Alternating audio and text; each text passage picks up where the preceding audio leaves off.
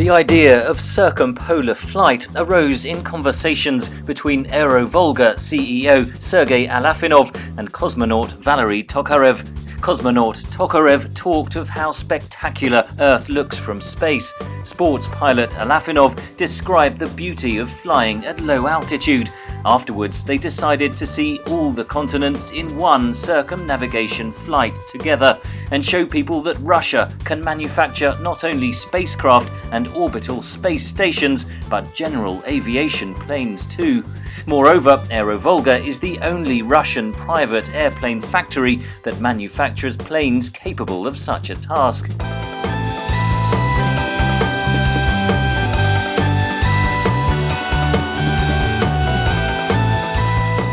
The first stage of the expedition had its own name, The North is Yours.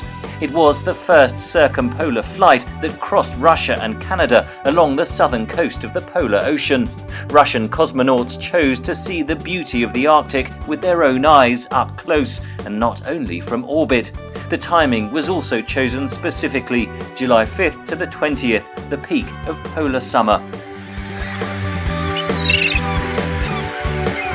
Technically, it is much easier to fly a southerly route, which is well known and tested via Chelyabinsk, Krasnoyarsk, Khabarovsk, Anadyr, Anchorage and so forth. Yet the expedition goal was also to show the beauty of polar regions to private pilots and to promote aviation tourism. It already inspired two other Russian private pilots, Eduard Loic and Oleg Nekoroshev, to follow the Russian part of the route, as during the preparation the airfields had more than ample supply of avgas for that. Of course, the crew dealt not only with organizational issues during the preparation. They performed training flights from Samara to Lake Baikal in Siberia and to the Pechora River in the northeast of European Russia. Initially, the flight was planned only for the La-8, but during that time, Aerovolga produced the Little Borey, a two-seater seaplane that came out so well that they decided to take it on the circumpolar venture as well. The support from the Federation of Amateur Aviators of Russia, AOPA Russia, and the Russian Transportation Ministry allowed them to take the decision for takeoff.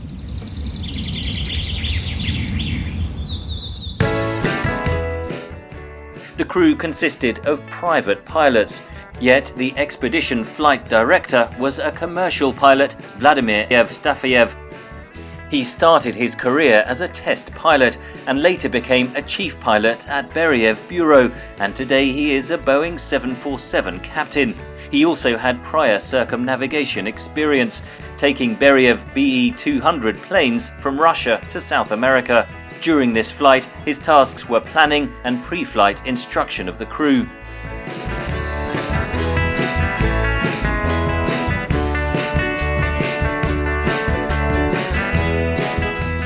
The major help for Vladimir and other crew members came from the expedition headquarters, organized by the Federation of Amateur Aviators. That HQ dealt with any problems that could be resolved with a phone call from Moscow and an internet connection. The youngest crew member was 39-year-old Andrei Ivanov, a private pilot and AOPA Russia director. He was responsible for pictures, videos and media relations. It was the first circumnavigation for him as well, but he already had experience of flying through wilderness during long-range flights. One of those was flying a Cessna 150 from Kamchatka to Moscow.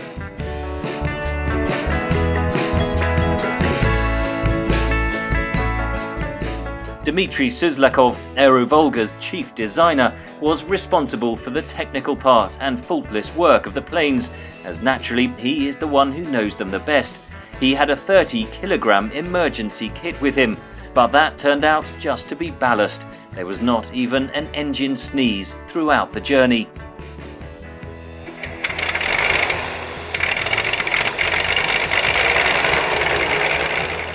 There was also a scientific agenda, which was the responsibility of 2 cosmonauts in the crew, Valery Tokarev, the expedition president, and Oleg Atkov, the science chief. Their goal was the study of circadian rhythms, the physiology of pilots' cardiovascular systems during long-range flights, and small group psychology. The latter was aimed at explaining how to conduct yourself in a team to be able to get along with each other back home afterwards.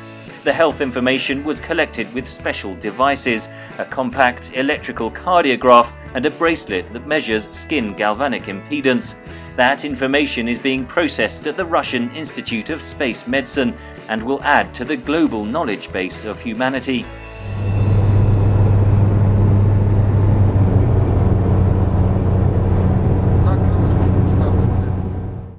The only non-Russian in the team was Loic BLAISE, a former commercial Catalina pilot. He fights for the preservation of the Arctic and contacted Aerovolga himself once he knew about the planned seaplane circumnavigation.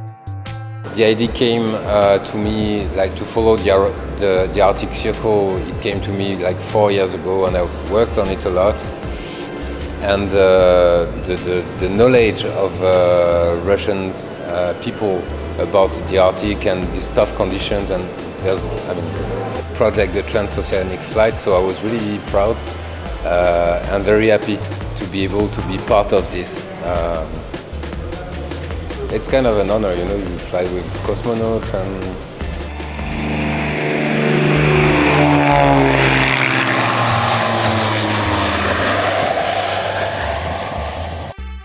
The Circumpolar flight commenced on July 3, 2018, from Krasny Yar airfield, where Aerovolga produces their La-8 and Borey flying boats.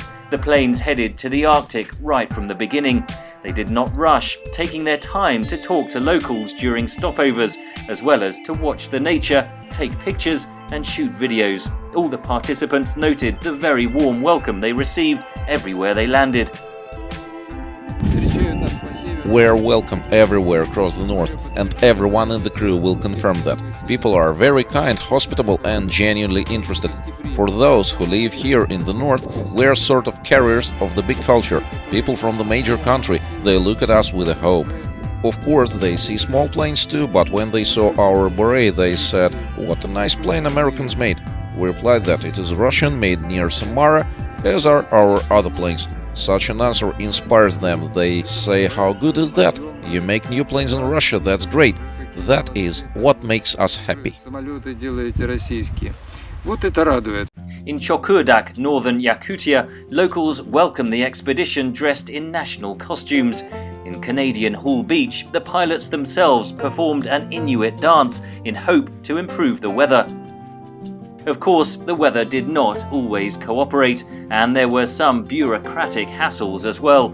Yet, while the bureaucrats were promptly dealt with, the weather made the expedition last 10 days longer than planned, and it returned 2 days before the terminal deadline. They spent several extra days waiting for the weather in Providenia, in Chukotka, in Canada and in Greenland. First, fog and low cloud base prevented them from crossing the Bering Strait, then from flying through Canada, and lastly from getting from Greenland to Iceland. Беги, крокодильчик.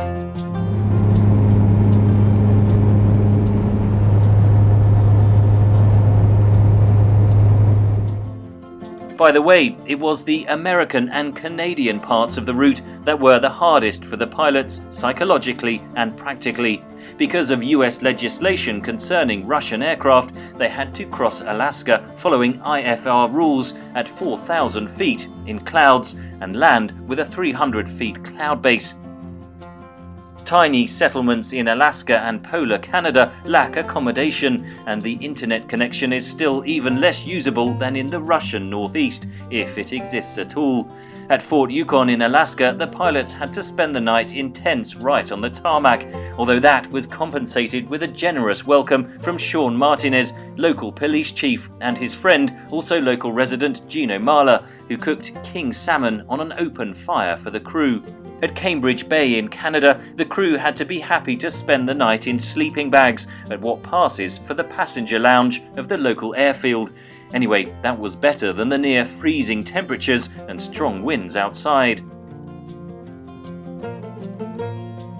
There are so many memorable moments that it is really hard to name them all.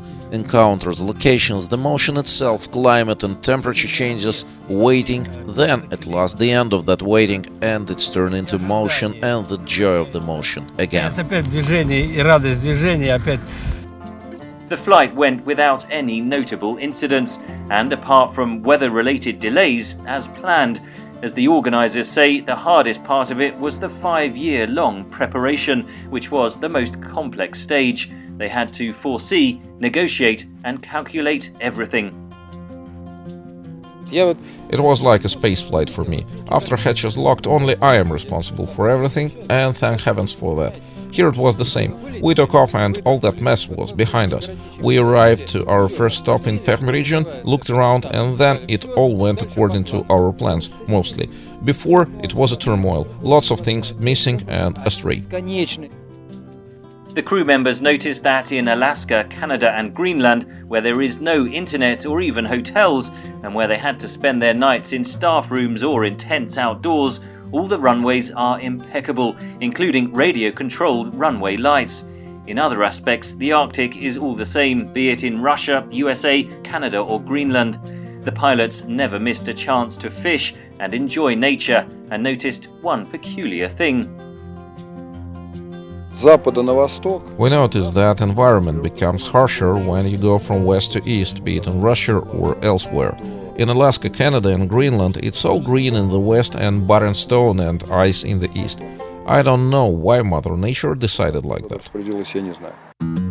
In Tautaluk, northwestern territories of Canada, some crew members took a dip in the polar ocean, where the water warmed up to plus 14 centigrade, and the air was a near scorching plus 27 centigrade.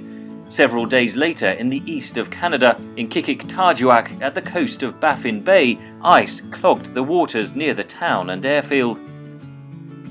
Almost everywhere in Polar America we were the first Russian citizens, not ethnic Russians who you can meet anywhere in the world, but citizens of the Russian Federation. Almost everywhere we were the first Russians to get to those places on their own Russian-made small private airplanes. People were amazed actually. There is no private aviation at all there because of unsuitable conditions. You cannot own an airplane where night lasts half a year and winter is 10 months long out of 12. The circumnavigators saw almost no private aircraft along the way. The polar night, week-long snowstorms and minus 50 centigrade during winter are incompatible with any kind of general aviation. At many airfields where the expedition stopped, there are only 2 or 3 months of passable conditions in a year. Even during midsummer, the most favourable season there, the crew had to wait for many days 3 times, in Chukotka, eastern Canada and eastern Greenland. The delay in Chukotka was expected, but those in Canada and Greenland were nasty surprises. The scheduled return date was when all 3 planes were in Greenland, and some pilots ran out of their vacation time. Yet, despite that, flight safety was pivotal, and all the planes took off only when the weather allowed VFR flights. We are the team, so losing a part of the crew and fly away was not an option. That's why the risk assessment and deciding a team takeoff were the hardest. We argued a lot, and some decisions were harder to make because, even being a team, we're different people with different views. Psychologically, the hardest decision to make was the leg between Narsarsuaq in southern Greenland and Kulusuk in the eastern Greenland. Kulusuk was the final stopover in Greenland before hopping to Iceland. The team was literally saved by amazingly precise weather forecasts by Vladimir Brovkin, staff meteorologist of Baikonur Space Center. He provided very detailed weather data for low altitudes, while traditional METARs were useless. Another meteorologist was Vladimir Shokin from Nefteyugansk, who joined the back office later of his own will. When the planes took off from Narsarsuaq towards Iceland, they had to cross the ice cap at about 9,000 feet altitude and then drop down to 450 feet to catch a tailwind and pass by icebergs that were 900 feet tall. They could not fly any higher because at 1,800 feet there was a strong headwind.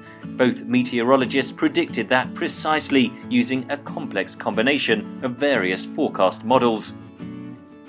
We had to fly over the Greenland ice dome for 6 hours through unknown weather and unpredictable winds, and with headwinds the Borey had no chance to get to Iceland. We had only one 8-hour opening, but local forecasts said nothing about the wind.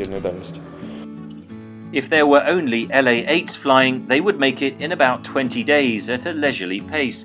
But testing the Borey in the harshest conditions was one of the expedition goals. The manufacturer needs to know the limitations, and the new machine passed the test perfectly.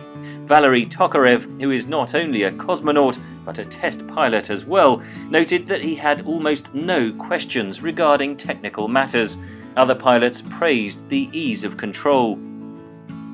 That plane is very comfortable and not too fast. You fly and you know that you can land almost anywhere and anytime, and that landing will be safe. Loic, BLAISE, French seaplane pilot and the only non-Russian team member, thinks that the Borey has a great future. Borey is like Malinki LA-8 and it works perfect. You know, with Valery we had to take off with the Borey with very bad weather from Providenia and crossing the Bering Strait, and it was like both of us, like a lot of pressure. But well, Valery has cosmonaut balls, so it's not that much pressure for him. But this little plane was handling perfect, and there is, you know, there's nothing better than facts.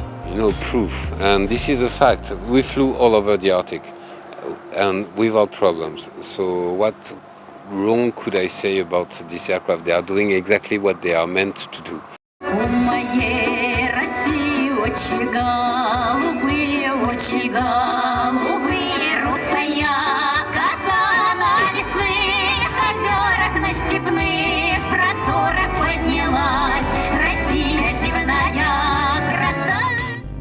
The expedition returned to their departure airfield on August 14, 2018. They were welcomed in a traditional Russian way, with all the requisite pomp and circumstance, and a concert.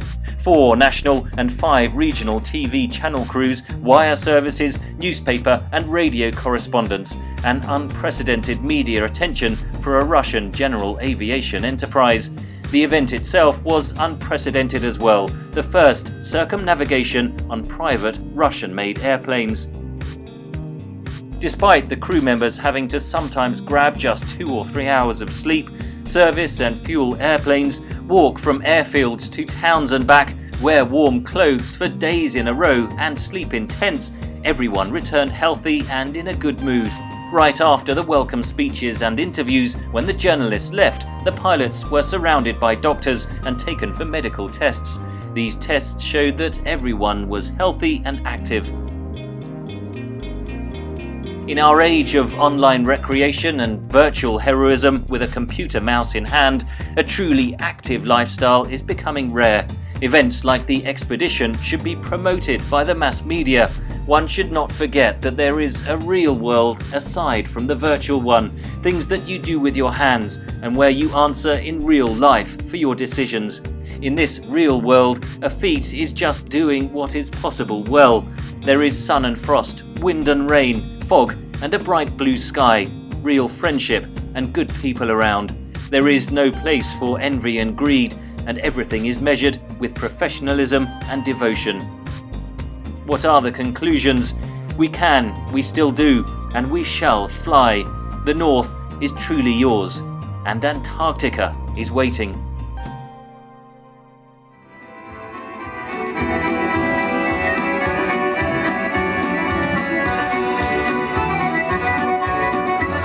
Моей России очага.